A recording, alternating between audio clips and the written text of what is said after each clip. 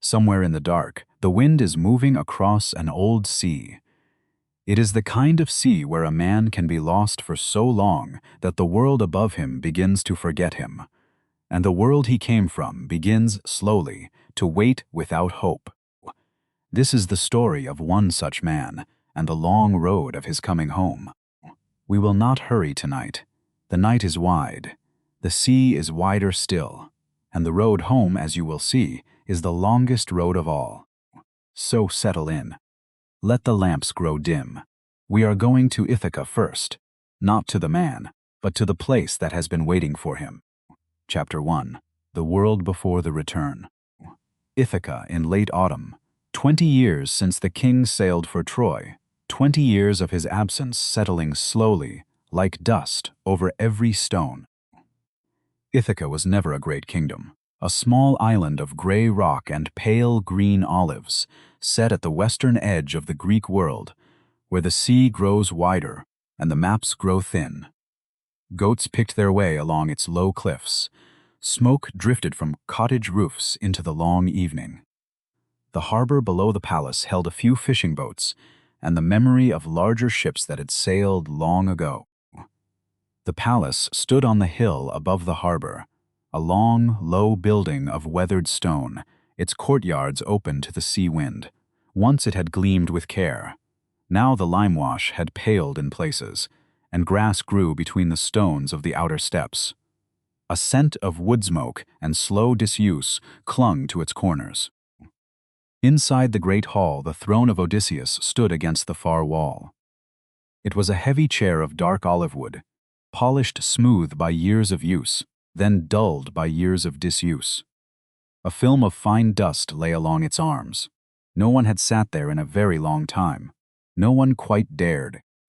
The hall itself was not empty. Along its long tables, more than 100 men lounged at all hours of the day. They wore good cloaks and gold rings, and the easy look of men who had not earned what they were eating. Roast meat steamed before them.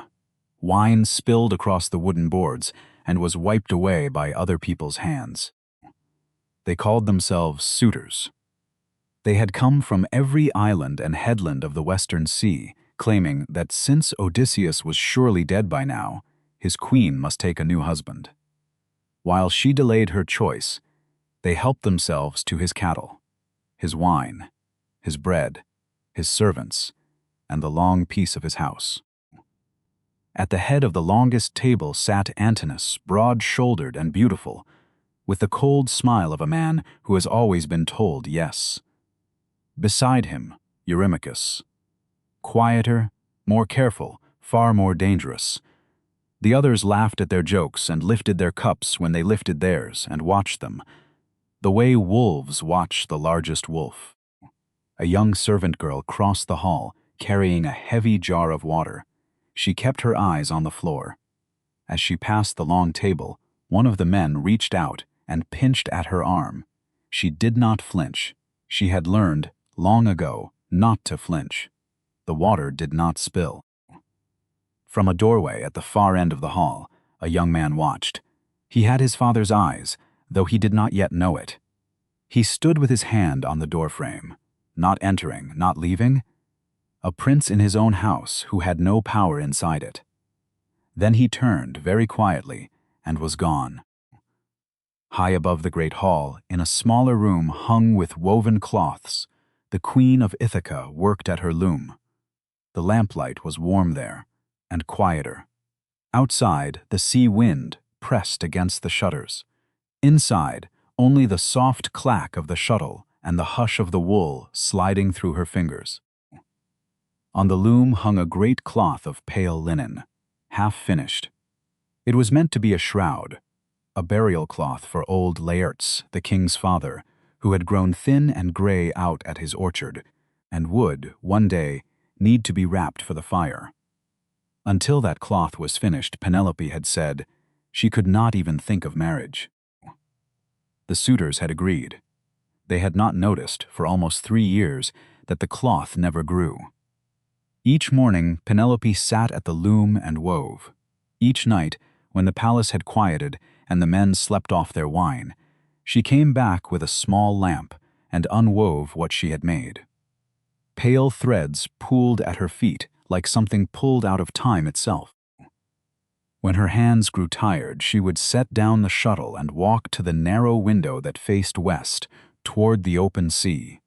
She would stand there a long while. The water at that hour was the color of old bronze. Somewhere out beyond it, perhaps, was a man she had not seen in 20 years. Perhaps not. 20 years had passed. The boy she had left behind in his cradle was the young man in the doorway downstairs. Her own dark hair had threads of gray at the temples now. The small lamp she kept burning on the high window had been refilled with new oil so many times that she had stopped counting. Far above all of this, on the bright peak of Olympus, the gods saw what the gods see. They saw Ithaca and its empty throne. They saw the suitors at their endless feast. They saw Penelope at her loom and her window. And they saw, very far away, on a green island in the middle of the sea, a man sitting on a rock at the edge of the water, weeping with his face turned toward home. Gray-eyed Athena, daughter of Zeus, had loved Odysseus for years. She had watched his cleverness at Troy. She had watched, more painfully, the long disorder of his journey since. Now, in the high hall of the gods, she stepped before her father and spoke. The man had suffered enough.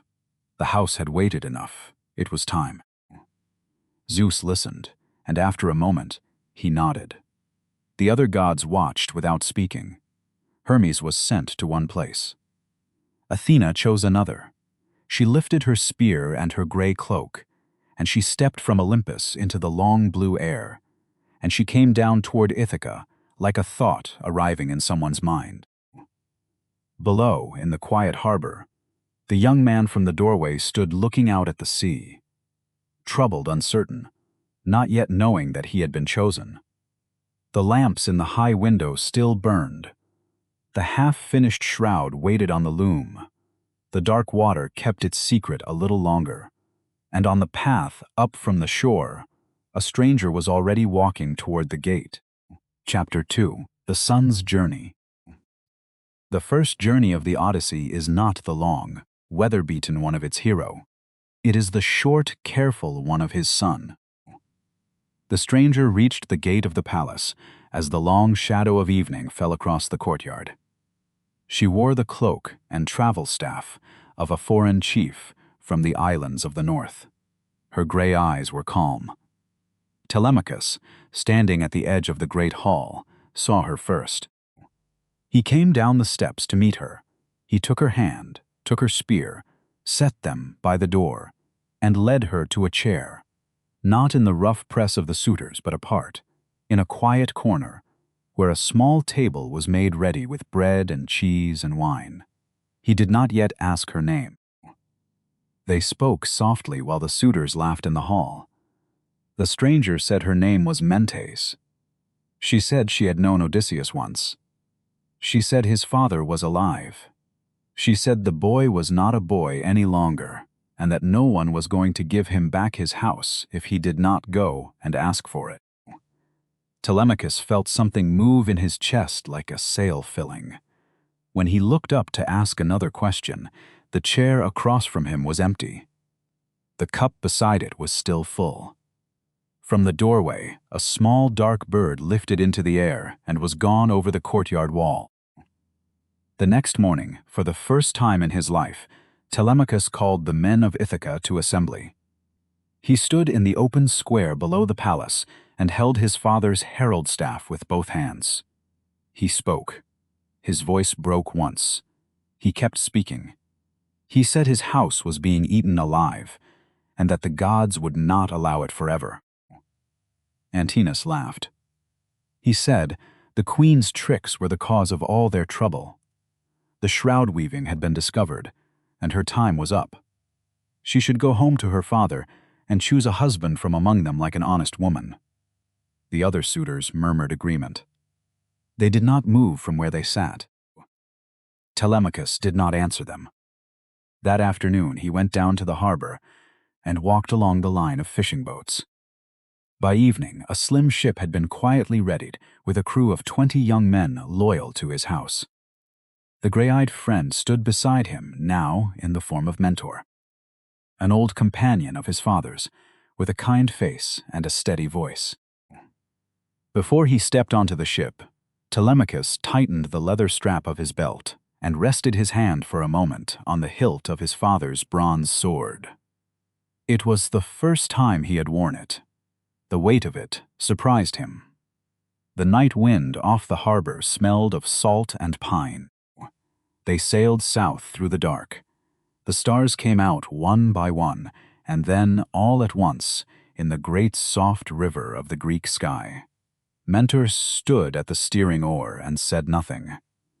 Telemachus watched the wake of the ship breaking white in the black water. They reached Pylos at dawn. On the long, pale beach, a great gathering stood around 9 open altars, and on each altar lay the dark, steaming body of a freshly killed bull. The smoke went straight up into the morning. The smell of blood and burning fat carried far out over the sea.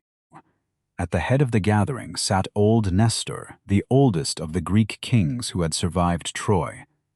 White-haired, slow-spoken, immensely kind. He saw the strangers and called them forward and gave them meat and wine before he asked their names.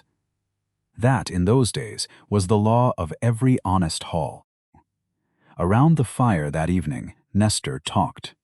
He talked the way old men talk who have lived long and lost much. He told of the Greeks leaving Troy in scattered ships under quarreling captains. He told of Agamemnon murdered in his own bath. He told of Menelaus, blown all the way to Egypt before he found the path home. Of Odysseus, the old king said gently. He knew nothing. The cleverest of them all had simply not come back. But go to Sparta. Go to Menelaus. Menelaus had heard things from a god of the sea, and Menelaus might know what no one else could tell. At first light, Nestor sent his own son Pisistratus, along with Telemachus, in a chariot drawn by quick horses. They rode 2 days through dry hills and along quiet rivers. And on the second evening, they came down the long road into the valley, where the city of Sparta lay below them, glowing in the last light. The hall of Menelaus was full of light.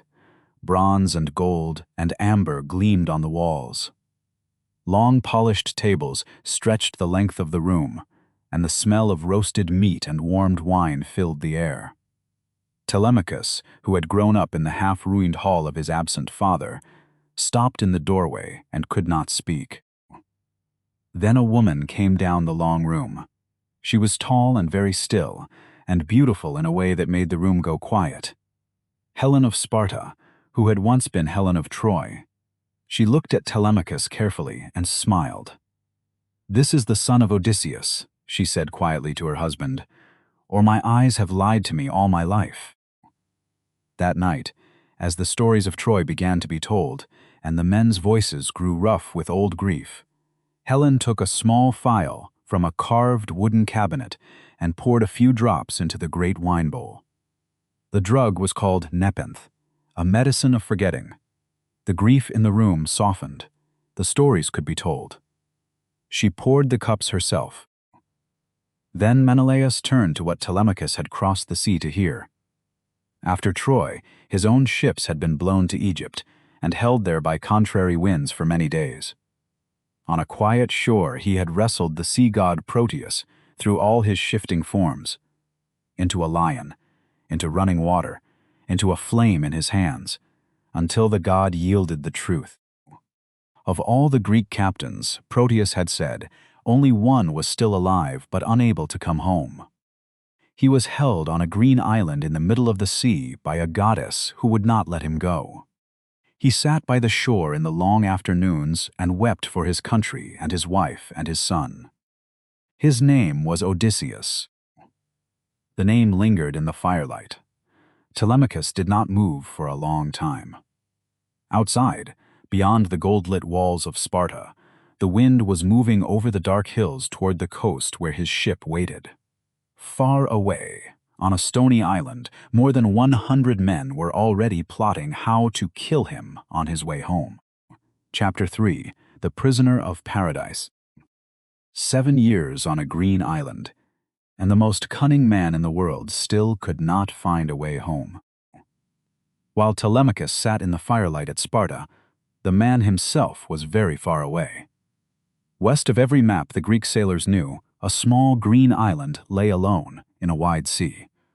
On the western shore of that island, on the same rock he had sat on for 7 years, Odysseus was watching the sun go down. The island was called Ogygia. It was beautiful in the way that lonely places sometimes are. Cypress trees grew tall around a sheltered cave, and birds nested in their branches and sang from morning to evening. A vine heavy with dark grapes curtained the mouth of the cave. Springs of clear water ran among soft meadows of violet and parsley. Inside the cave, a fire of split cedar wood burned slow and fragrant. The smell of it carried far out over the meadows. At a great loom of gold-shod wood, the goddess Calypso sat and wove, and she sang as she wove, a low, slow song without words, the way the sea sings to itself when no one is listening. Odysseus was not in the cave. By day he was on the shore. He sat on a high gray rock that faced east, toward home, and he watched the empty horizon, and his eyes were wet long before he noticed they were wet. By night he returned to the cave. By night the goddess held him. By day he wept. On the bright peak of Olympus the gods met again. Athena spoke for the man on the rock. Zeus listened, as he had listened before. This time he beckoned to his son Hermes, who carried messages between worlds. "Go," the king of the gods said quietly. "Tell Calypso to let him go. The time has come." Hermes bound on his golden sandals, the sandals that carry him across water and air alike. He took up the staff with which he leads the dead. He stepped from Olympus and went down through the long blue air over the sea, his sandals barely brushing the tops of the waves like a tern hunting fish. He came down at last on Ogygia and walked through the cypress grove and stooped beneath the vine at the cave mouth. Calypso saw him at once. The gods know each other on sight. She set him a chair and gave him nectar and ambrosia, and asked, with cold politeness, what brought one of his rank so far. Hermes did not enjoy the message he carried. He gave it gently. Zeus's command was that the man must be released. Calypso flushed dark with anger. She spoke bitterly of the gods and their rules. How easily they took away whatever the goddesses chose to love. Then, slowly, the bitterness drained out of her, because she was a goddess, and she knew when a thing had been decided. That afternoon she walked down to the shore where Odysseus sat. She stood beside him for a while without speaking. Then she said, "I will help you build a raft. I will give you bread and wine and water. Or," and her voice softened here in a way it rarely did, "you may stay. You may stay and never age and never die. Look at me carefully. I am a goddess. Your wife is not." Odysseus did not look at her right away. He looked at the sea. After a long moment he said, quietly, that he knew she was a goddess. He knew his wife was mortal, and would be old when he reached her, if he reached her. He knew the road home would try to kill him many more times. He still wanted to go. He wanted to die a man, in his own house, beside her. The next morning Calypso brought him a great bronze axe and a smaller adze, and led him to a stand of alder and poplar and silver fir at the far end of the island. For 4 days he worked from dawn until dark. He felled 20 trees, he hewed them smooth, he joined them with wooden pegs and tight cords. He stepped a mast. He sewed a sail with cloth she gave him. On the morning of the 5th day, the raft sat ready in a little harbor. Calypso came down with bread and skins of red wine, and fresh water and a bag of grain. She bathed him herself and put fragrant clothing on him. She sent a fair, soft wind to fill his sail. She did not say goodbye twice. For 17 days he sailed alone. He kept the constellation of the Bear on his left hand, as she had taught him, and he did not let his eyes close. He saw no other ship. He saw no other land. He saw only the long blue road of the sea, and at night the great wheel of the stars turning slowly above his small wooden raft. On the 18th day, in the morning haze, a low blue shape rose at the edge of the sea, a coastline. The land of the Phaeacians, though he did not yet know its name. He stood at his small mast and looked at it for a long time. And then, far above and behind him, a god looked too. Poseidon, returning from feasting among the Ethiopians, saw the lonely raft on the open water. Poseidon had not forgotten. The Cyclops who had been blinded was his son, and 20 years had not cooled the sea god's anger. He gathered the clouds in his hand. He called up the 4 winds. He drove them all together against the small raft, and the sea, which had been quiet for 17 days, became something else entirely. The water rose in walls. The sky lowered. White spray stripped the deck. The mast bent and at last broke with a sharp dry sound, and the sail was torn away into the dark. Odysseus clung to the timbers with both hands. The raft turned and turned in the heaving water, riding for a while like a leaf on a flooded river. Then a single great wave came down on him. The pegs let go, the cords parted, the raft came apart beneath his hands, and he was suddenly in the cold black water, alone, weighted by the wet clothing Calypso had given him, with no breath left in him at all. A small white seabird settled on a piece of floating timber near him. It was Ino, a daughter of the sea, who had been a mortal woman once, and had pity in her still. She told him to take off the heavy clothes. She held out a shimmering veil. "Bind this beneath your breast," she said. "It will not let you drown." Then the bird was gone again. For 2 days and 2 nights he swam, and was carried, and swam, and was carried. The veil under his ribs held him afloat when his arms would no longer obey him. On the 3rd dawn, the sea grew quieter. A long pale beach rose at the edge of his sight. He let the last wave roll him onto the sand, and lay there, naked, salted, breathing. Chapter 4. The Kindness of Strangers. After 7 years of silence, the man was about to begin telling his own story. The first listeners would be strangers. When he could move again, he crawled up the beach to the line of dark trees and pulled himself in among the dry, fallen leaves, scraping a hollow with his last strength to keep the night wind off. Then he heaped leaves over himself like a sleeper covering his own grave, and sleep took him before he could feel grateful for it. That same night, in a high white-walled city not far inland, a young princess slept in a fragrant chamber with 2 of her maids beside her. Her name was Nausicaa, and she was the daughter of King Alcinous. Athena came to her in the form of a friend her own age, and stood by her bed and whispered. "Tomorrow," the dream said, "your wedding clothes need washing. Take the cart to the river at dawn." At first light, the cart went down the road from the palace with a great basket of linen. Nausicaa walked beside it, tall and laughing, and her maids walked with her. They came to a place where a clear river ran wide between sandy banks. They spread the linen on the rocks to wash, treading the cloth in the running water with bare brown feet. When the washing was done, they spread the cloth on the warm sand to dry. They bathed in the river. They ate fresh bread and good cheese. Then they played at ball, throwing it back and forth and singing as they threw. One of the maids missed her catch. The ball flew wide into the deep part of the river, and they all cried out together. The cry reached the leaves at the edge of the wood and woke the man sleeping there. He sat up. He was naked, salt-crusted, his hair stiff with brine, and he did not know whose country this was or whether they would kill him for stepping onto their beach.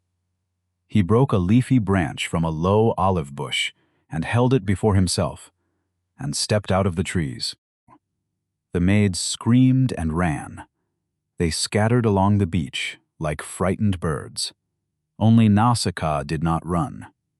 She stood where she was, her hand still raised from the game, and she looked at the strange figure coming out of the trees, with his branch held over himself, and she did not move.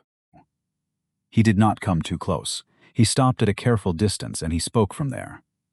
He did not know, he said, whether he was looking at a goddess or a girl.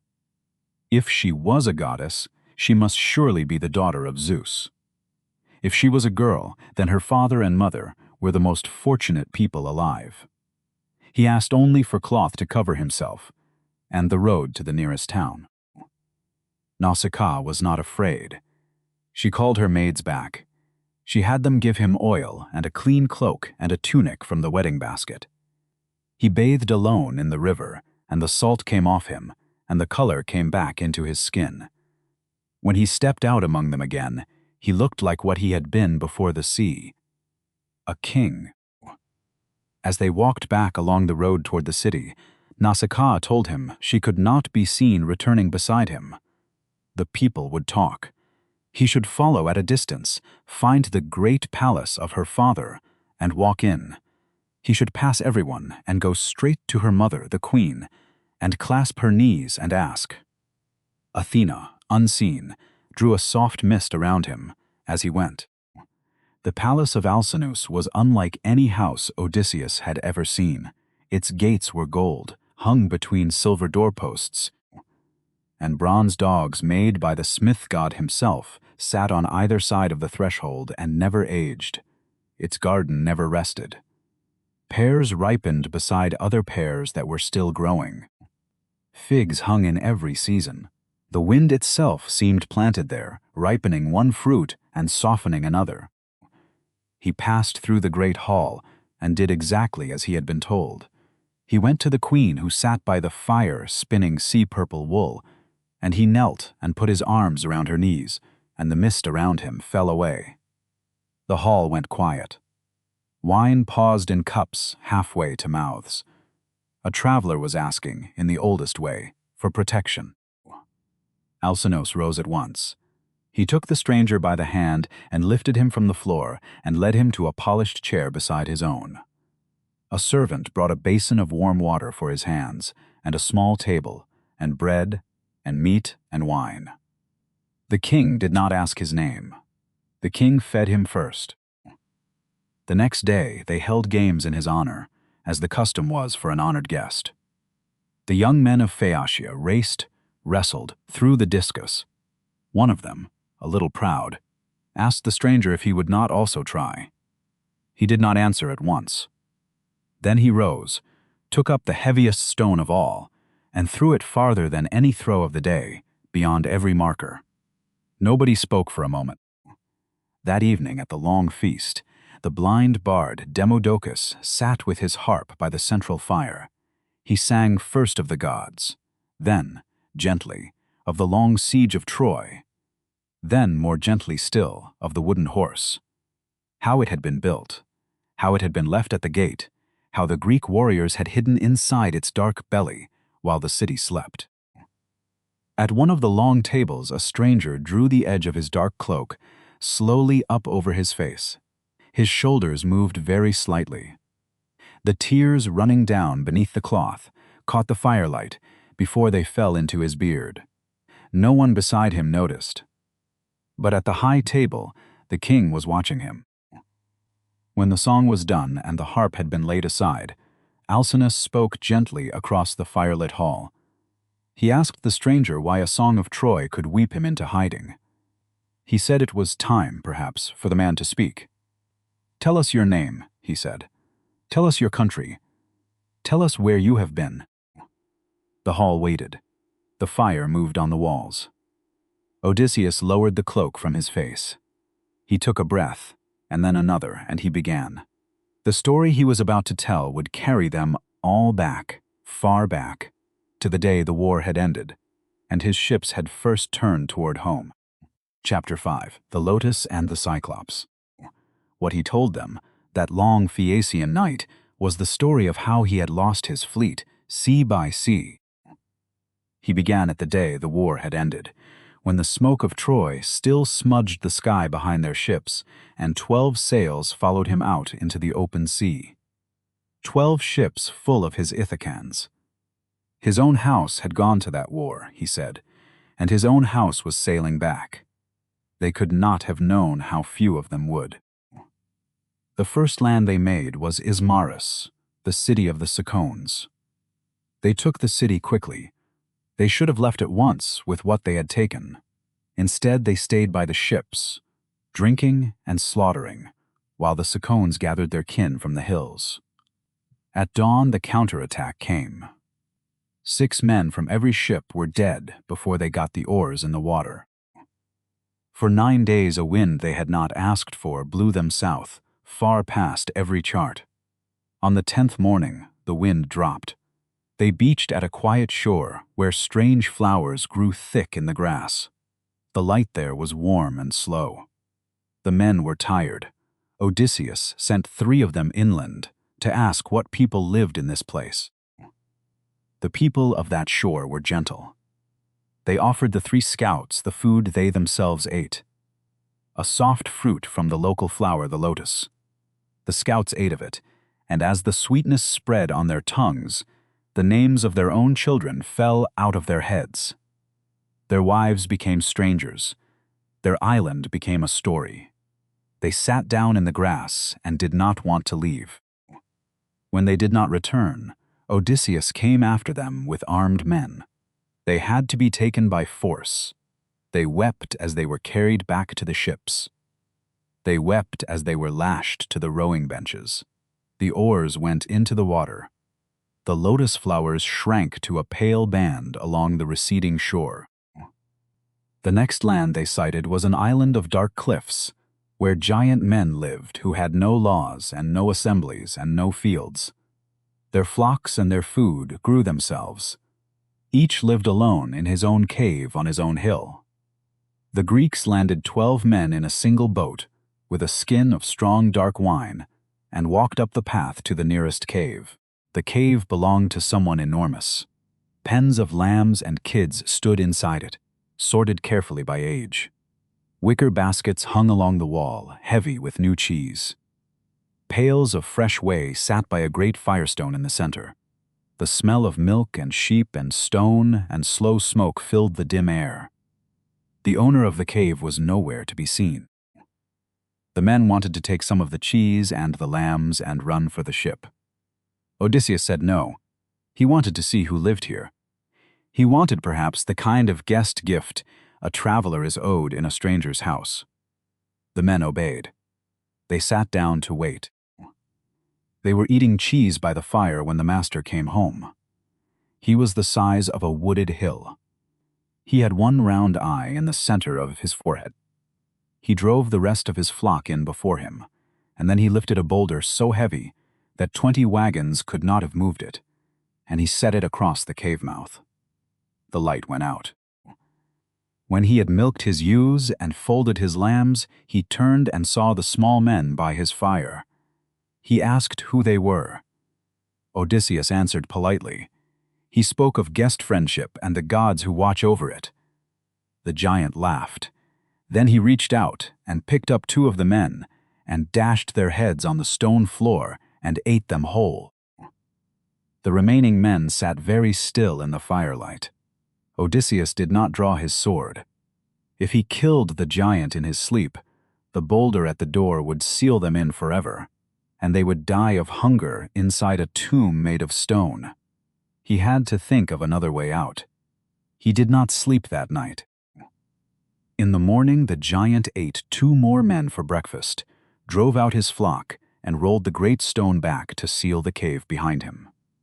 Inside, in the dim red light of the banked fire, Odysseus's men found a long pole of green olive wood that the giant used as a staff. They cut it. They sharpened one end. They hardened the point in the embers. They hid it under the dung at the back of the cave. That evening, when the giant came home and ate 2 more, Odysseus stepped forward with a wooden bowl of the strong dark wine they had brought. He offered it as a gift. The giant drained it in one swallow and asked for more. Odysseus poured again. "What is your name, little man?" the giant asked, his eye softening. "I will give you a guest gift." "My name," Odysseus said, "is Nobody." The giant laughed. He said his guest gift to Nobody would be that nobody would be eaten last. Then his great head fell back, and the wine rolled him down into deep sleep. 4 of the strongest men took the olive stake. They thrust its point into the fire until it glowed white. Then, together, they drove the burning stake into the center of the single eye and turned it like a borer turns a ship's plank. The Cyclops' scream was the worst sound they had ever heard. Other Cyclopes from the neighboring caves came running. They stood outside the boulder and shouted in to ask what was wrong. "Nobody is killing me," he cried. "Nobody." They told him then that if no one was harming him, he should pray quietly to his father and let his neighbors sleep, and they went away again. In the morning he had to let his flock out to graze. He sat by the boulder and pushed it aside just enough for the sheep to file through. And he ran his huge hand over the back of everyone to make sure no man rode out on top. Odysseus had thought of this. Each of his men was tied beneath the belly of a great fleeced ram. He himself hung beneath the largest. They passed under his hand, unseen. They drove the sheep down to the ship, cast off, and pulled at the oars with everything they had. When they were a little way out, Odysseus stood up at the stern. He was alive, he was free, and he could not help himself. He shouted across the water that he was Odysseus, son of Laertes, lord of Ithaca. He shouted his real name. On the cliff above, the great blind shape lifted its head. It tore a peak off the mountain and hurled it. The water heaved. They rowed harder. Then the giant raised his arms and called out to his father, "The Lord of all seawater, if I am truly your son, hear me. Do not let this man come home. Or, if he must, let him come alone, broken in a strange ship, to find sorrow waiting for him." The water flattened. The wind found their sail.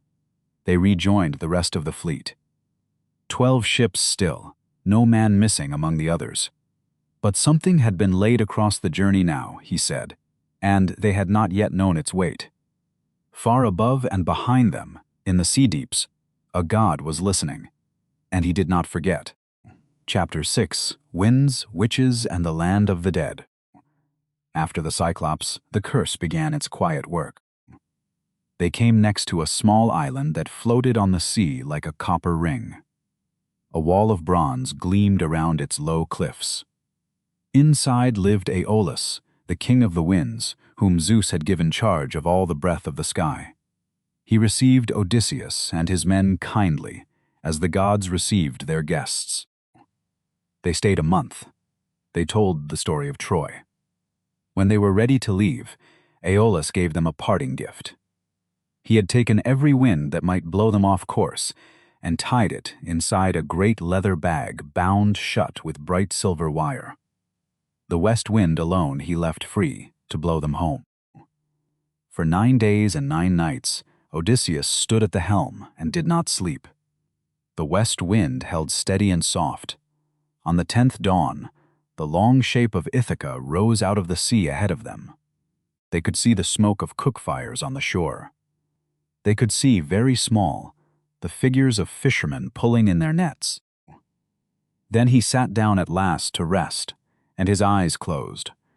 While he slept, his men looked at the silver-bound bag in the hold. They were sure it was a gift of gold he had not shared with them. They opened it. Every contrary wind in the world burst out at once. Ithaca was wiped from the horizon as though a hand had passed across the world. The wind drove them all the way back to Aeolus's island. Odysseus went in alone and asked again for help. Aeolus rose from his seat and looked at him for a long moment. He said the gods, plainly, were against this man, and he would not work against the gods. The bronze gates closed behind Odysseus as he left. For 7 days they rowed without wind. they came to a strange country where night and day stood very close to each other. The harbor there was a deep stone basin, a perfect circle, with high cliffs all around. 11 of the 12 ships went in to shelter. Odysseus's own ship he kept moored at the mouth of the basin, by old habit. The people of that country were giants, taller than the Cyclops had been. When they saw the ships in their harbor, they came down to the cliff edge and tore loose great boulders and threw them. The boulders broke through the decks and the keels and the bodies of the rowers. The water turned dark. The giants waded down with long fishing spears and gathered the men they had stoned, as men gather speared fish, and carried them home. One ship escaped, Odysseus's own. They cut the cable. They pulled at the oars and did not look back. Of 12 ships, one. Of more than 500 men, fewer than 50. They sailed for many days through quiet water, and at last came to a wooded island green, with oak and pine and silent, in a way that made the men uneasy. They drew lots. Half the surviving men, under a captain named Eurylochus, went inland. They found a clearing among the trees, and in the clearing a low house of polished stone. Wild beasts walked the grass around it, wolves and lions, fully grown, that came to the men, and rubbed against them and licked their hands, as if they had once been men themselves. A woman's voice was singing inside the house. She came to the door, beautiful and unhurried, and invited them in. They sat at her long table. She gave them bread and barley meal mixed with honey wine. As they ate, she touched the rim of each cup with a long, thin wand. The men felt their bodies thicken and bend, their faces lengthened. She drove them out into a stone pen, 11 new pigs, bewildered behind their small black eyes. Eurylochus alone had hung back at the edge of the clearing. He ran to tell Odysseus. Odysseus took up his sword and bow and went alone toward the house. As he walked through the wood, Hermes met him on the path in the form of a young man, and put into his hand a small black-rooted plant with a milk-white flower. "This is moly," the god said. "Eat of it before you drink. Then her cup will not change you." When the goddess offered her cup, he drank without changing. When she touched him with her wand, he drew his sword. She fell to her knees. "No mortal man has stood beneath my wand," she said. "You must be Odysseus." He made her swear the great oath of the gods. She changed his men back. They stayed with her on the wooded island for a year, and the year passed like a dream. At the end of the year, his men reminded him of home. He went to Circe and asked for the road. She did not weep. She, who was a daughter of the sun god, told him that before he could sail toward Ithaca, he must first sail away from it, to the very edge of the world, to the land where the dead live, and there call up the shade of the prophet Tiresias to ask his way. The men wept when they heard. Sailing all the next day with a north wind Circe had given them, they came at evening to a place where the river Ocean runs around the edge of the world. The land there belonged to the Cimmerians, a people who never see the sun. A cold, pale fog lay over everything. The water made no sound at all. They beached and walked inland to the appointed place. Odysseus dug a trench with his sword as Circe had told him. He poured into it milk and honey, then sweet wine, then water, and last the dark blood of a black ram and a black ewe, sacrificed there.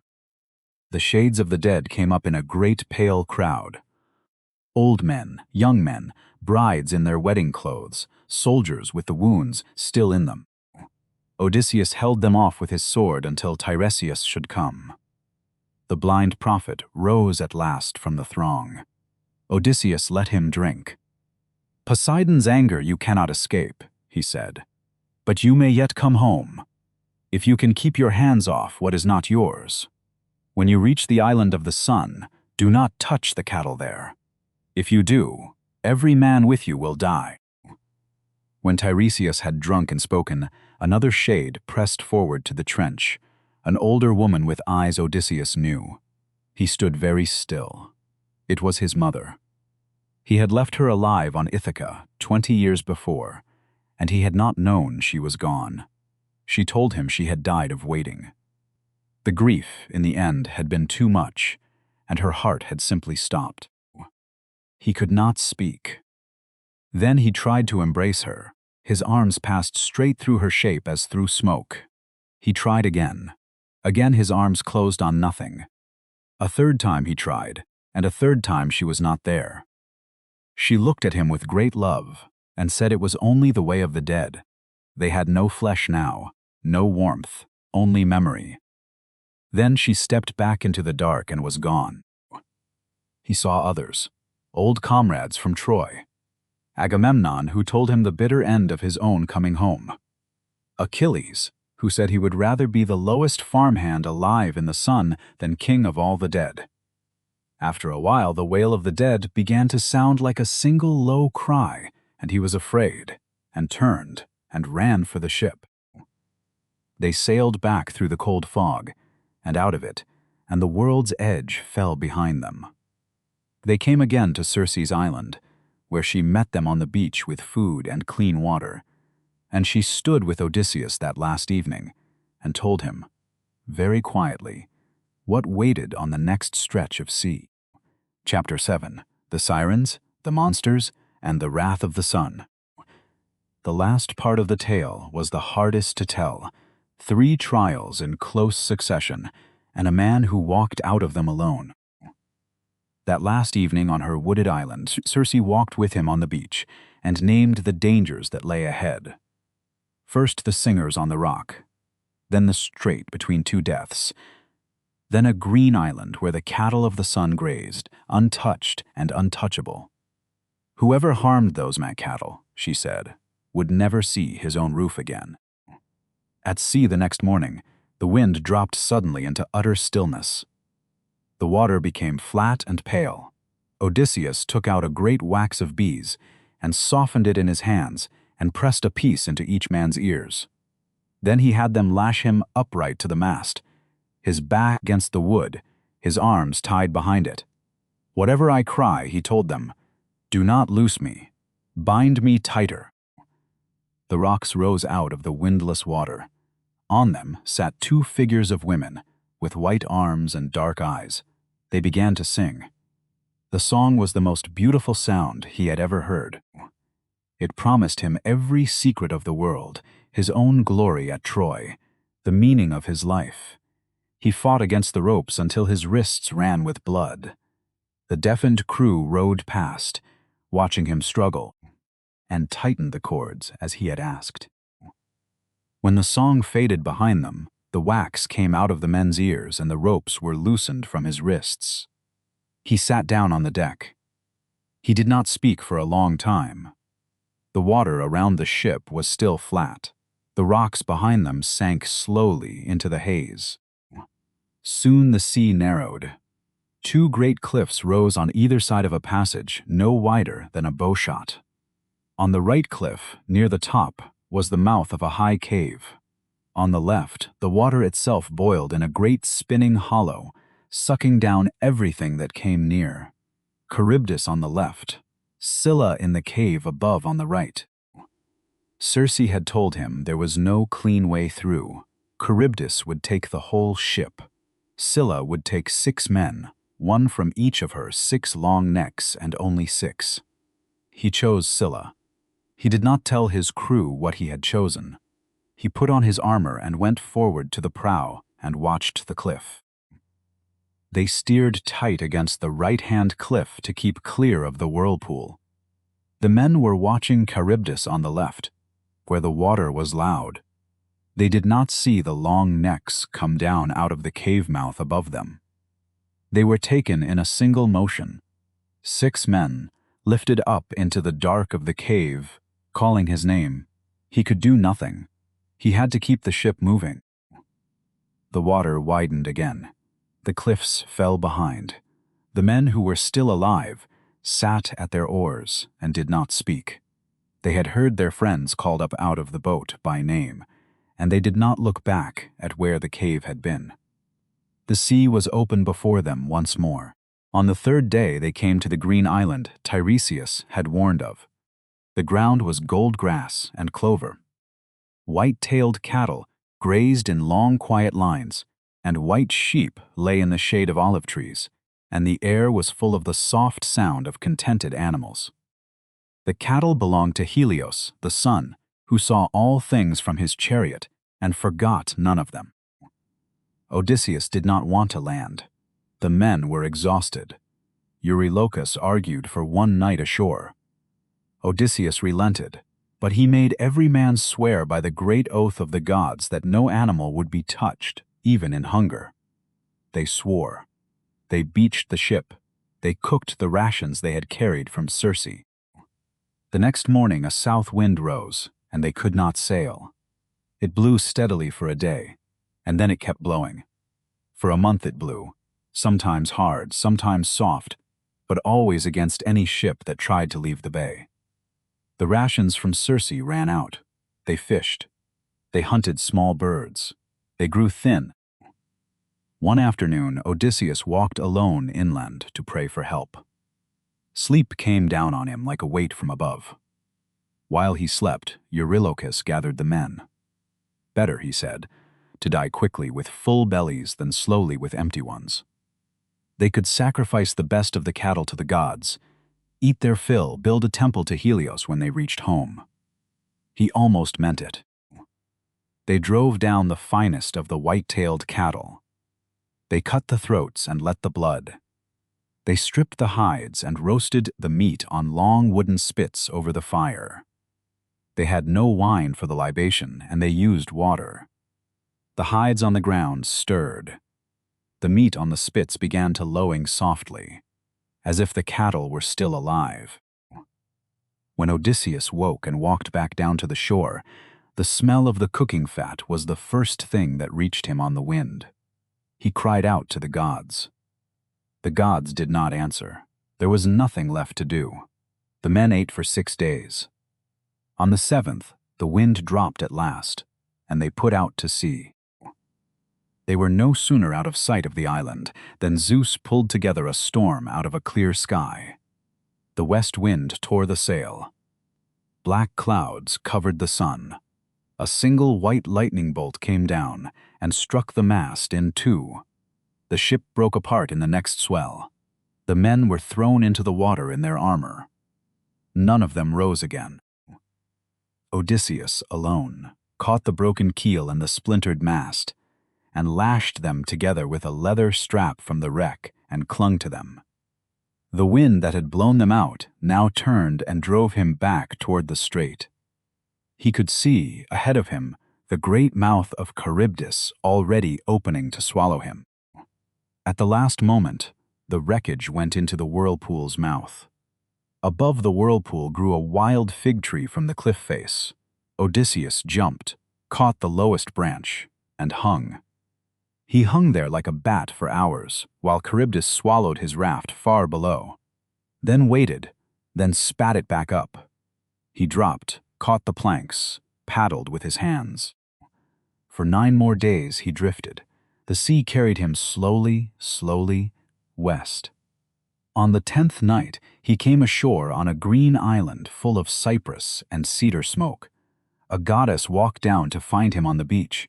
He did not know yet that he would not see his own home for 7 more years. At this point in the telling, Odysseus stopped. The fire in the great hall of Alcinous had burned down. The Phaeacian listeners sat very still. He had brought himself, in his story, to the rock where Hermes had found him. And from that rock, by way of a raft and a sea nymph's veil, he had come to this very hall. The story had caught up with the man. Chapter 8. The Beggar King Returns. 20 years had brought him to the harbor of his own island. The walk to his own house would still take several days. When the story was done, no one in the great hall spoke for a long while. Then Alcinous rose and said quietly that this man would not leave without proper gifts. Each lord of Phaeacia brought tripods of bronze and basins of beaten gold and rolls of fine cloth. They piled them on the polished floor and packed them into chests for the journey home. That night they readied a ship. The moon was full above the harbor, and the water of the bay shone like a road. Odysseus walked down with the king and queen and laid himself in the stern, on a dark cloak spread over folded linen. The crew slid the ship out over the silver water without a sound. Sleep came down on him almost before they cleared the harbor mouth. The Phaeacian ships were not like other ships. They needed no helmsman. They knew their own course. They ran through the night faster than any swallow flies, and the man who slept in their stern slept as the dead sleep, without dream and without time. Stars wheeled above the mast. The water hissed quietly under the hull. They reached the harbor of Ithaca before dawn. The sailors lifted him, still sleeping, from the ship and set him gently on the sand under the spreading branches of a sacred olive tree. Beside him they piled all his treasure. They turned the ship and were gone again before the first gray light came over the eastern hills. When he woke, the sun was up, and a soft mist lay over everything. He sat up among his chests of gold and bronze and looked around. Nothing was familiar. He did not know what country he was in. He thought, after 20 years, the Phaeacians had cheated him and left him on a strange coast. He sat down on the sand and put his face in his hands. Then a young shepherd came down the path. The shepherd was Athena. She walked up to him and lifted her hand, and the mist lifted with it. The harbor took its true shape, the cliffs he had climbed as a boy, the spring where he had drunk water on hunting mornings, the curve of the bay where he had watched his father's ships come in. He fell forward and pressed his face into the sand of his own country. Athena helped him hide the treasure in a cave nearby, sealing the mouth with a great stone only she could lift. Then she stood before him and laid her hand against his face. The skin grew thin and creased, his hair grayed and thinned, his shoulders rounded. She gave him a worn cloak, a beggar's staff, and a leather bag mended many times. "Strategy," she said, "not cowardice. Go to the swineherd first." He walked up the long stony path he had walked 1,000 times in his youth. Now his legs were old and his back was bent, and the staff was a real help, not a prop. The morning grew warm. The smell of the woods was the smell he had carried in his memory across every sea, and it was exactly itself. At the top of the rise, in a clearing among oak trees, stood the pig farm of Eumaeus. 4 great hounds rushed out, snarling. The old man came running from the doorway and beat them off with stones and harsh words and a quick laugh of apology. He did not know his guest. He pulled the old beggar into his hut and set him down by the fire. The hut was small and warm. Strings of smoked meat hung from the rafters. A bed of clean straw covered with a wild boar's hide stood against the back wall. Eumaeus killed 2 young pigs from his pen and roasted them, and broke dark bread and poured rough wine. He did not ask the stranger's name. He fed him first the way honest men did. As the beggar ate, the swineherd talked. He spoke of his lost master, who had sailed for Troy 20 years ago and never come back. He spoke of the suitors eating the master's house, of the queen weaving at her loom, of the young prince who had grown up without a father. His voice broke once or twice. He said no honest man could speak of these things without grief. That same morning, far down at the harbor, a slim ship was being beached. Telemachus had returned from Sparta and slipped past the ambush of the suitors with Athena's help. He sent his crew onto the city and walked alone up the same stony path his father had walked earlier that morning. By midday he came to the door of the swineherd's hut. The dogs did not bark. They came forward wagging. Eumaeus dropped what he was holding and ran to the boy and embraced him as a father might. The beggar by the fire watched them, his hands trembling on the wooden cup. Then Athena drew Odysseus outside. In the courtyard she touched him. The years fell away. The cloak became a king's cloak. He turned and walked back through the door. Telemachus saw a tall man in his prime where an old beggar had been a moment before. He stepped back from the doorway. He said, with great care, that no mortal could change shape so quickly. He asked what god had come to his friend's house, and what kind of offering might please him. The man crossed the room and put his hands on the boy's shoulders. "I am no god," he said. His voice was very quiet. "I am the man you have been looking for. 20 years on the sea. Many gods have helped me, and many have hindered me. But I am not one of them. I am your father." The boy did not move for a moment. Then he reached out, and his hand closed on his father's arm, and the arm was warm and real. He fell against him and wept like a child who had been waiting for years. Outside the door, the sound of the pigs in their pen and the wind in the oak trees went on, as if nothing had changed. They sat by the fire that afternoon and made their plan. There would be no army. There would be no cry to arms. The beggar would walk into the palace, alone, that evening.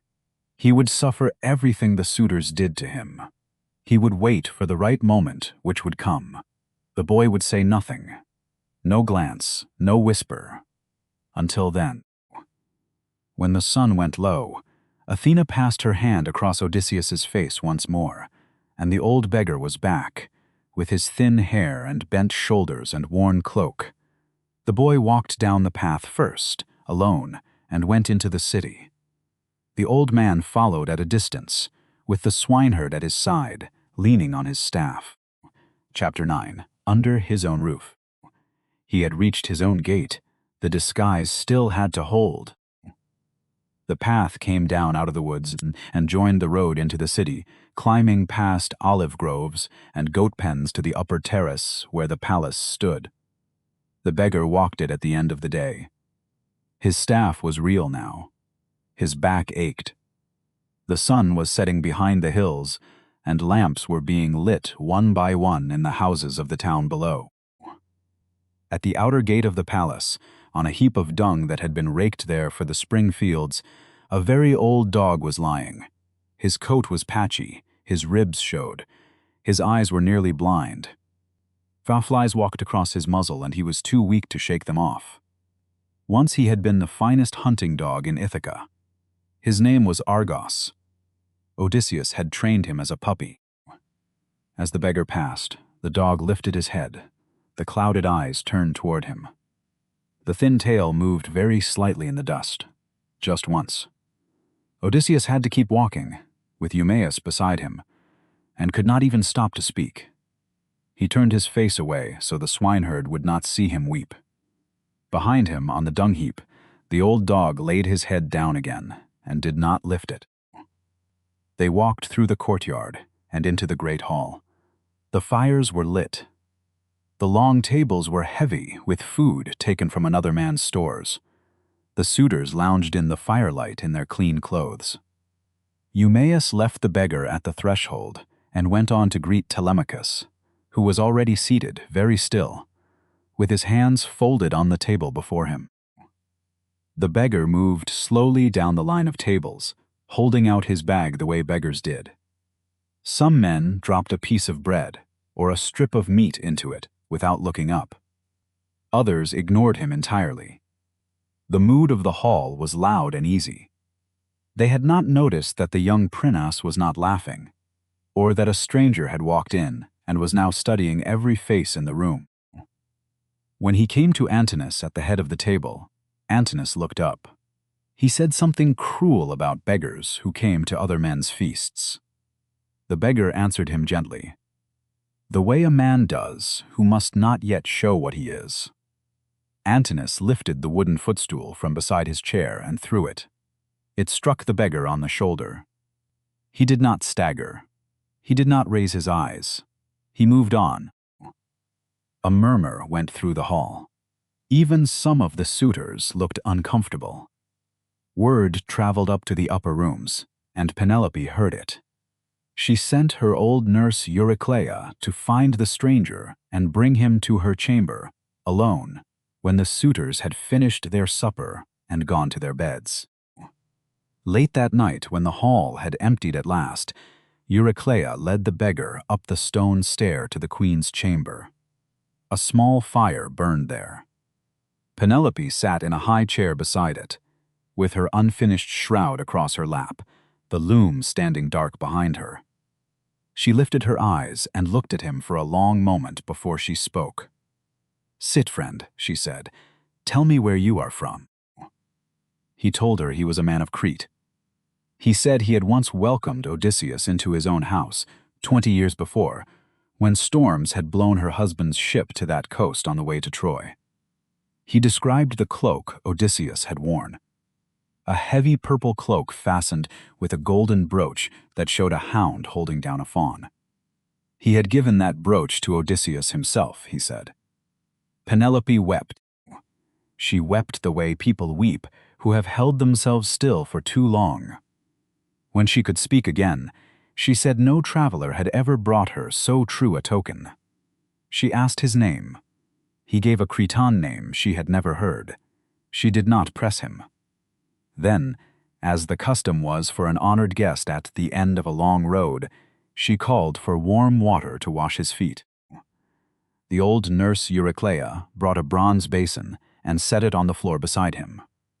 She poured cold water from a jar and warm water from a kettle on the fire, and mixed them with her hand. She knelt and lifted the beggar's foot into the basin and began, very gently, to wash it. She had nursed Odysseus when he was a child. Her hands knew the shapes of his feet better than her own. Above his knee, on the inner thigh, ran an old white scar, the mark of a tusk from a wild boar he had hunted with his grandfather as a young man. Eurycleia's fingers passed over it and stopped. She lifted her face and looked at his face, and the basin slipped, and the bronze rang on the stone floor, and the water spilled. He moved before she could cry out. His hand came up and caught her gently at the throat. "Old mother," he whispered, "not a word, not yet. You will undo everything." She nodded with tears running down her old face and did not speak. The basin lay on its side, and the warm water ran slowly across the stones. Across the room, Penelope had been watching the fire and thinking of her son. Athena had quietly turned her gaze elsewhere for that one moment. By the time she looked back, Eurycleia was finishing her work, and the spilled water was being mopped up with a cloth, and the queen had seen nothing of what had passed between the old woman and her guest. She came back to him then and sat in her chair again. She told him quietly that she had decided. She could not hold the suitors off any longer. The next day she would bring out her husband's great bow and set a contest. Whoever could string it and shoot one arrow through the rings of 12 axe handles set in a line, that man she would marry. It was the only test left to her. The beggar listened. He said it was a fair test. He said he believed her husband, if he were here, would approve. She rose then, very tired, and said, "Good night." She climbed the inner stair to her chamber and lay down. The beggar made his bed on the floor of the hall, on a folded ox's hide near the door, the way poor guests slept. He did not sleep. He listened to the house breathe around him. Chapter 10. The Great Bow. She had set a contest no man could win. One man could. The next morning was bright and clear, the kind of morning Ithaca rarely wasted. The suitors came down to the hall as usual and called for breakfast. The beggar was still on his ox hide by the door, sitting up now, rolling the worn cloak across his shoulders. Telemachus moved among them, quiet as he had been the night before, watching nothing in particular and everything at once. High in the back of the palace, in a small storeroom that had not been opened in years, Penelope stood alone with a heavy iron key. She turned it in the lock. The hinges complained. The smell of old wood and oiled leather met her in the dark. There, on a rack of polished olive wood, lay the great bow her husband had not held since the day he sailed for Troy. She lifted it and down. Dust fell across her hands. She sat with the bow across her knees on the cold stone floor of the storeroom and put her face into the curve of it and wept, briefly and very quietly, with no one to see. Then she rose.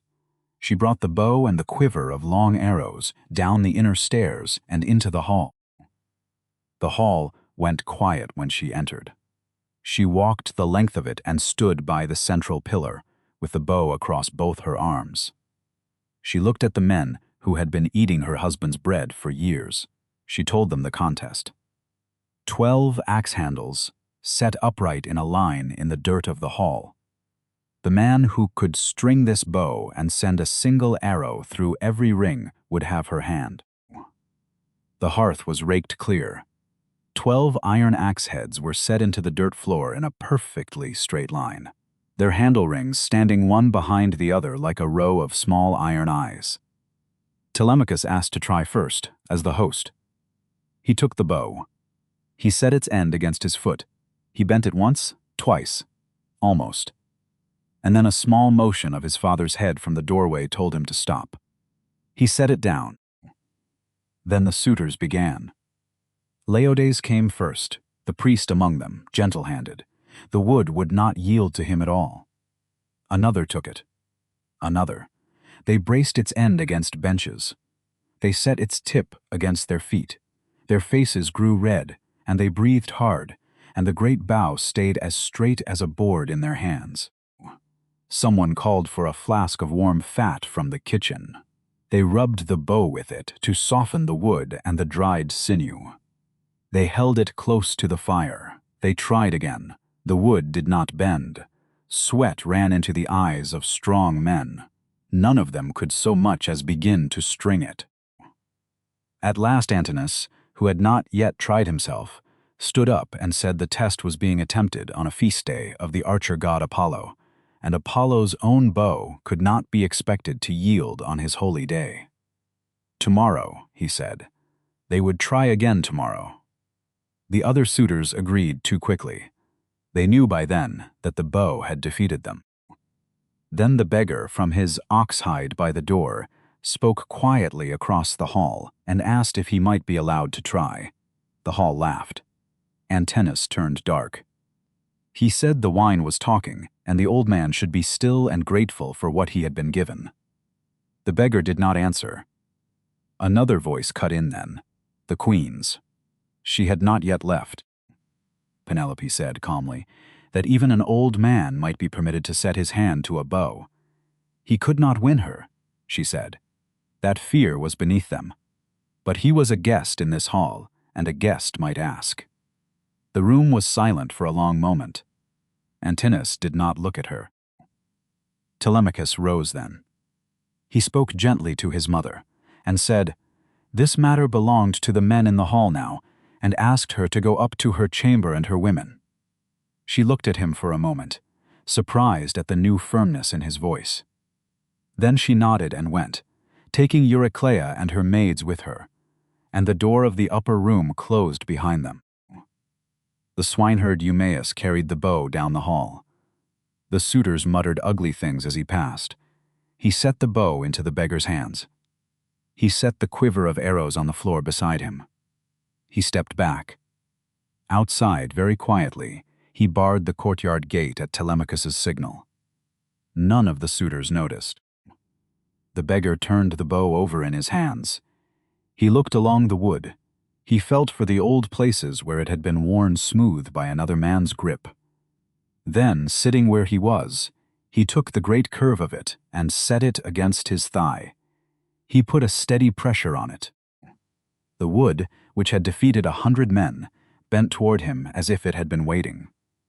He looped the string into the upper notch in one fluid motion. The string, when he tested it, sang a clear high note like a swallow's cry under a roof beam. The hall went perfectly still. He took an arrow from the quiver He fitted the notch to the string. He drew, sitting still, until the wood sang again. He let the string go. The arrow flew straight through the rings of every axe handle in the line. 12 iron circles, one perfect line of empty space behind them, and struck softly into the wall at the far end of the hall. No one spoke. Then Odysseus rose to his feet at last, and the worn cloak fell from his shoulders, and he stepped forward into the firelight of his own hall in his own true form. Telemachus moved to his side without a word, sword drawn. Eumaeus and Philoetius the cowherd stepped up behind them. The doors had been closed. There was nowhere to go. The suitors looked at each other. Some of them, slowly, understood. Antinous reached for the great cup of wine on the table beside him and lifted it to drink. The hall held its breath. Outside, in the courtyard, the long evening light fell quietly on the closed gate. The man who had come home stood very still on the threshold of his own house, with an arrow already at the string. Chapter 11. The Reckoning. What followed was brief, and what followed it was longer. Antinous never finished his drink. The arrow took him as the cup was rising to his lips. The cup left his hand and fell, very slowly, the way things fall when a room is about to break open. Wine went across the table and onto the floor. He did not cry out. He simply was no longer there. The man who had thrown the footstool last night was the first man to go. The other suitors were on their feet at once, shouting. They thought for a moment that the old beggar had loosed an arrow by accident, that the head of their company had been struck by a stranger's clumsiness. They told the beggar he had killed the wrong man. They told him he would die for it. They reached for cups, for knives, for any weapon at hand. Then Odysseus stripped the last of the rags away. He stood in his own clothes with the bow in his hand, and he told them, clearly and without raising his voice, that he was the master of this house. They had eaten his bread. They had drunk his wine. They had courted his wife. The time of paying was now. Eurymachus stepped forward, the second of the great suitors, and he had always been the smoother of the two. He said the dead man on the floor had been the worst of them, and now he was paid for what he had done. He offered gold, oxen, full restitution. "Take what we have," he said. "Spare the rest of us. We did not know who you were." Odysseus said no. The hall broke. The suitors ran for the wall where the spears and shields had always hung. The bronze and ash that had hung there since the king had sailed for Troy. The wall was bare. Telemachus had taken every weapon down the day before and carried them out under cover of evening. There were no shields. There were no spears. Their hands closed on empty pegs. They overturned the long tables and dragged them up as cover. They snatched the carving knives from the meat. They drew the short daggers some of them carried at the belt. The hall, which had been a feast a moment before, became a maze of overturned wood and scattered cups and food trodden into the floor. 4 men stood at the threshold. Odysseus with the great bow and the quiver of long arrows still half full. Telemachus with his father's spear, Eumaeus the swineherd, Philoetius the cowherd. Behind them the door was barred. Before them more than 100 men with knives and broken table legs. A bad calculation on the surface. But they were not alone. Someone among the suitors had a thought.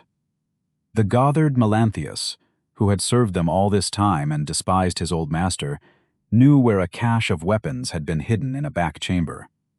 He slipped through a side door. He came back twice with armfuls of bronze. Telemachus saw him on the 3rd trip. He was caught and bound and carried out of the hall, and that was the end of his help. What happened then was brief, but it was not loud the way battles are usually loud.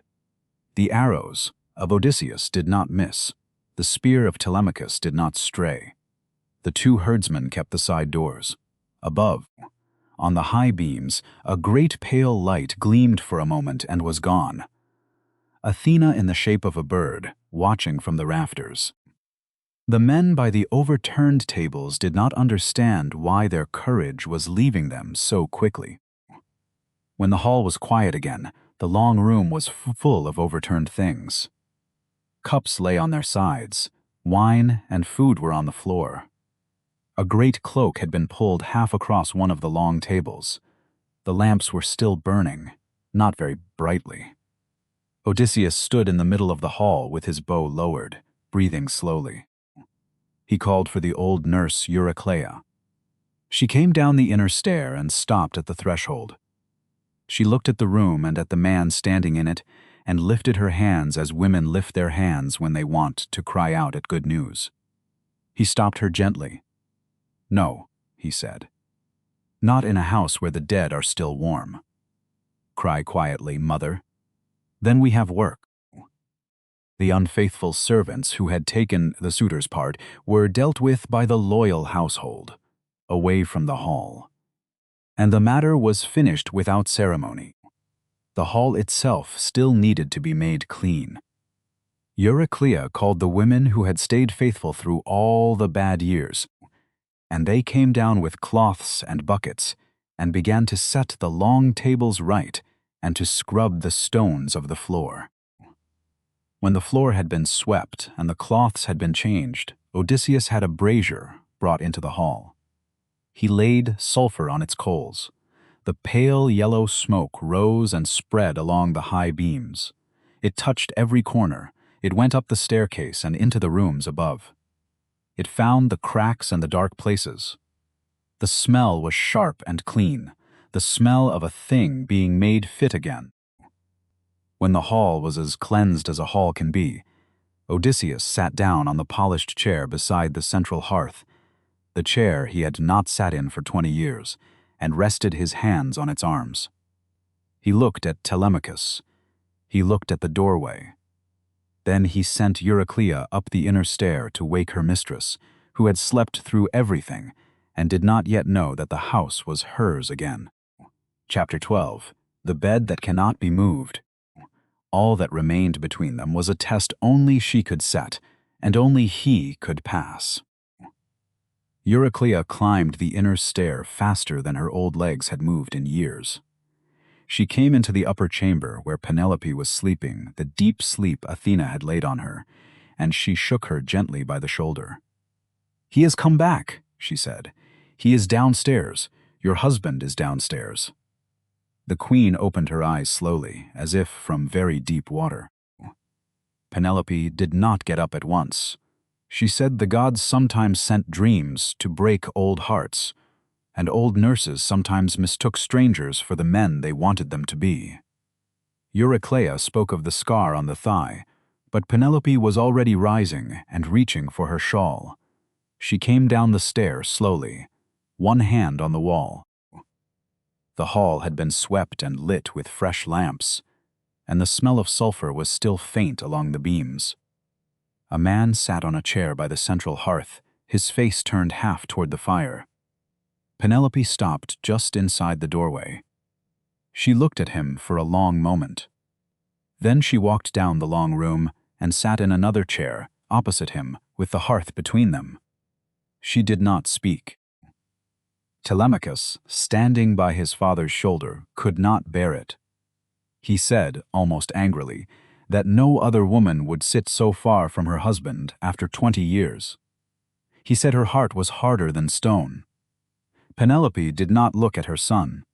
She said, very quietly, that if this man was indeed her husband, they had signs between them no one else knew, and she would know him by those signs in her own time. Odysseus smiled. A small, tired smile, the smile of a man who has met an old equal. He told his son to leave it alone. He said his wife would come to him when she was ready, and not before, and that this was right. Then he said, gently, that he should at least bathe and be given clean clothes before he sat any longer in the dust of the hall.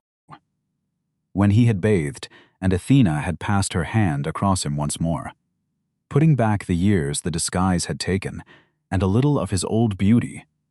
He came back into the hall and sat in his chair by the fire. Penelope still sat opposite him. After a long silence, she turned to Eurycleia. She spoke without looking at the man across the hearth. "Old mother," she said, "make up the great bed for our guest. Move it out of our chamber and into the outer hall, and lay clean fleeces and blankets on it there." The man across the hearth came out of his chair as if he had been struck. "Move it," he said. His voice cracked on the word. "Wife, who has moved my bed? Who has cut the post from its place?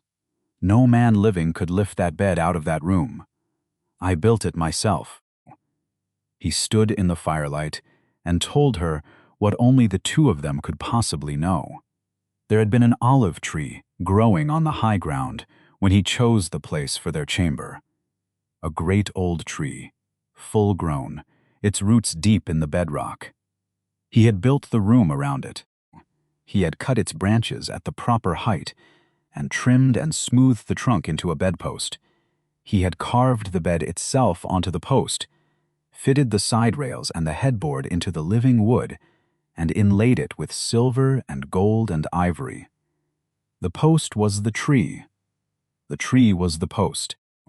To move that bed, a man would have to cut through the trunk of the tree itself and saw it loose from the floor of the chamber. "Tell me," he said, his voice gone very quiet, "has someone done that? Has someone cut down our tree?" Penelope's knees gave way under her. She put both her hands on the arms of the chair to keep from falling. The trap had been set for one man only, and one man had stepped through it. She let her breath out, the breath she had been holding for 20 years. She rose, and she went to him across the hearth at last, and she put her arms around his neck and her face against his neck. She had not let herself touch him with her eyes until she was certain. Now she could. He held her. She wept, and her weeping was the kind of weeping a woman does when something very heavy is being set down at last. Outside the high window, the eastern sky should have been beginning to gray by then. It did not. Athena had taken the reins of the dawn horses in her hand and held them on the eastern hill, so that this one night, of all nights, would not end before they were ready. They sat together by the fire and they talked. He told her, in much shorter form than he had told the Phaeacians, where the years had taken him. The cave of the Cyclops, the witch who became an ally, the mother in the underworld, the 7 years on Calypso's island. She told him her years, too. The first ones when she had still believed he was on his way. The middle ones when she had stopped believing and started waiting anyway. The trick of the loom. The slow indignity of the suitors at her door. The long care of their son. The lamp she kept refilling at the high window. Before they slept at last, he told her one more thing. The blind prophet in the land of the dead had given him a final task, to take an oar inland one day, far from any sea, until he met a man who mistook the oar for a winnowing fan. There he was to plant it and make sacrifice, and Poseidon's anger would at last be done. He would not, the prophet had said, die at sea. She listened. She nodded. She said the days ahead would have their own work, and tomorrow would come whatever they did. Outside the window, the sky began, very slowly, to turn pale gray and then very pale gold. The lamps in the hall guttered out one by one. The first birds in the orchard began to call, hesitant in the early light. They went up the inner stair to the chamber together. Eurycleia walked behind them with a single small lamp, lit them into the room, and quietly closed the door. They slept then, finally, with the long-waited weight of each other against them, while the rest of the house began to wake. If the story has carried you gently into morning, that is its work done. A quiet tap on the like or the subscribe lets it find others in their own long nights. Sleep well, friend. And on the high ground of an old palace, in a chamber built around a still-living olive tree. The morning light came slowly through the high window and fell across an old bedpost, still green with new leaves, and across the two people who were home at last.